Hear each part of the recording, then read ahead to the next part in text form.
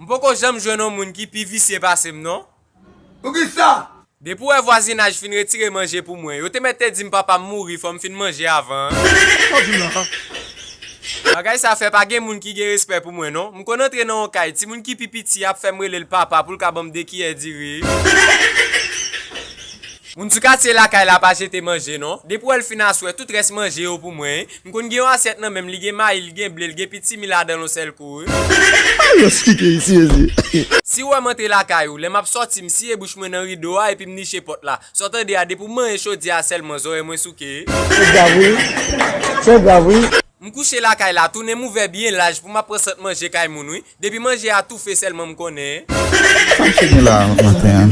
M'a manger la caillou m'a parler mal oui. Si manger a pas goût, m'a marcher dit tout moun sou quartier à sauce pour salé.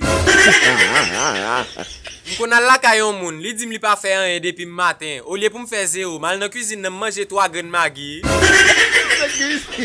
Les m'a manger la caille moun, c'est tant que c'est dans fête malé. Gen moun nan caille la konn pas joindre, moi même gèt prend 2 fois.